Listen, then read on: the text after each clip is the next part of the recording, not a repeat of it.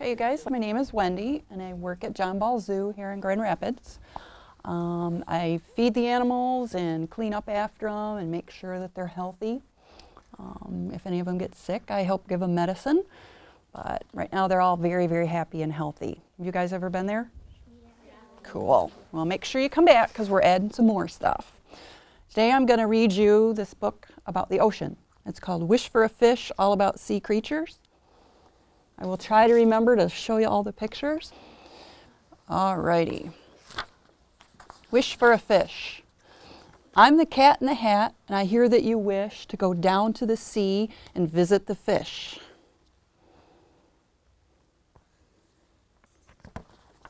So please climb on board SS Undersea Glubber. It's made out of shark skin and very fine rubber. It will take us down deep, deep down under the sea. We will start at the top and go deep as can be. The top parts are sunny, the bottom parts black. We'll go to the bottom and then we'll come back. This is the sunny zone, the twilight zone, the dark zone, the abyss, and then the trench at the bottom you won't want to miss. Sunny zone, sea level to 600 feet below the water. The sunny zone is where our sea visit starts. Most of our sea life is found in these parts. The law of the sea is the same as on land. I'll call it the food chain so you'll all understand. Big fish eat smaller fish, and so on until you get down to one of the tiniest, krill. If you're wishing for fish, there are lots of them here. I see herring and mackerel swimming quite near. Fish can lay eggs. They have fins and fish tails, and most fish have bodies all covered with scales. These scales, they are coated with slippery slime. The slime keeps out germs at least most of the time.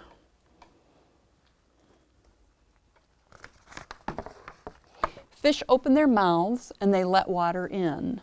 That's when the gills job really starts to kick in. Gills sift through the water and pull out the air. It's really oxygen. They help the fish find all the air that is there.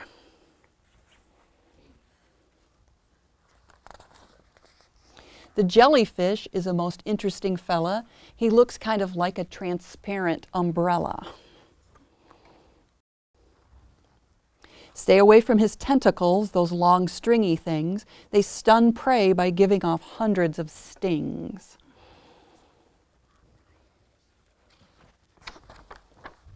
Of the hundreds of kinds of sharks in the sea, we only have time now to visit with 3. The 6-inch long dogfish, no, it never barks. The 50-foot whale shark, the Mack truck of sharks. And what have we here? It's called the great white for its white belly, giant teeth, and great big deep bite. A shark grows its teeth in neat rows in its face. When the front row wears out, the next row takes its place. Shark bodies are made of the same kind of stuff as your ears and your nose. That's what makes them so tough. The stuff is called cartilage. It folds and it bends, and when it is torn, the cartilage mends. What else can we see in this sunny water?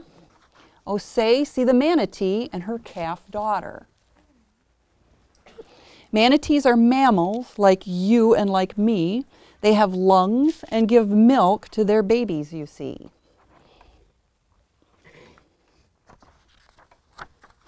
Another sea mammal we'll see is the whale. It's the largest of mammals we'll see without fail. The great whale family is split into 2. Toothed whales, like the orca, and baleen, like the blue. The baleen fills the blue whale's mouth like a grill. As water flows through it, it strains out the krill. The blue whale weighs tons, maybe 90 or more. It's bigger than even a big dinosaur.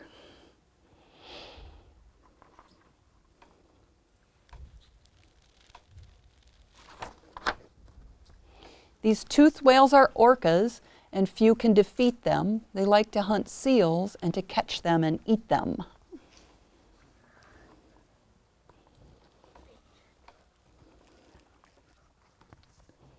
The narwhal's one tusk sticks out like a horn. It looks so much like a one-horned unicorn.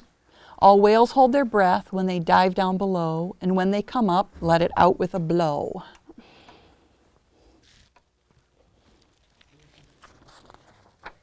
Before we go deeper, let's all wave hello to our mammal pals, dolphins. That's them down below. A dolphin can see in the night. Wonder why?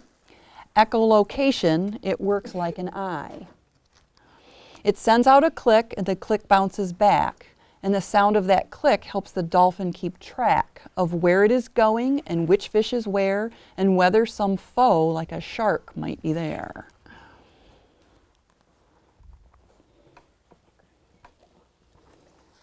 Shake hands with the octopus. Isn't it great? With arm after arm just for hugging. Yikes, 8. Dear Dick and Sweet Sally, tell me, what would you think if I told you the octopus shoots out dark ink? It squirts out the ink in some enemy's face and then swims away to a much safer place.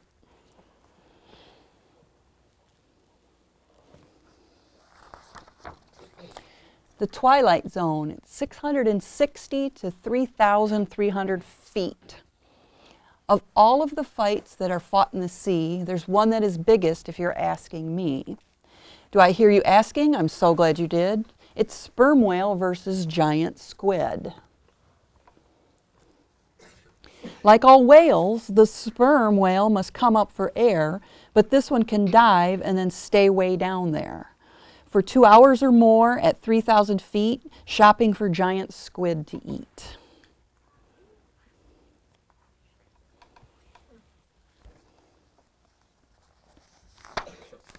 The dark zone, 3,300 to 13,200 feet down.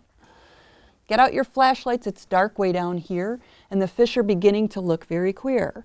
The gigantora and the big mouth eel, the whip nose which comes with its own rod and reel. Down here it is always as black as the night, so many fish here have their very own light. They use it to locate a mate or some prey. Food hunting is hard like this day after day.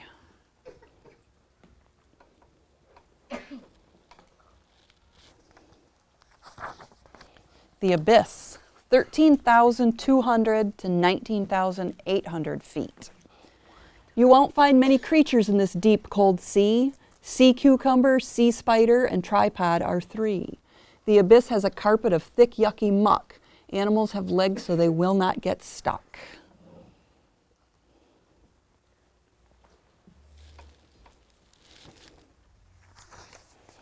The trench, 19,800 feet and deeper.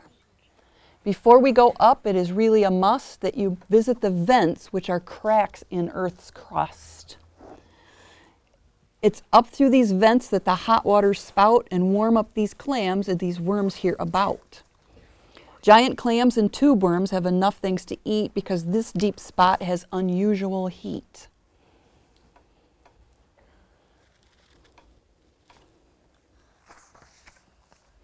Oh, say, can you see by my undersea clock? It is time the fair Glubber gets back to the dock. And now that our trip below sea is all done, I bet that you two have a wish for some fun. And it's the end. Thank you.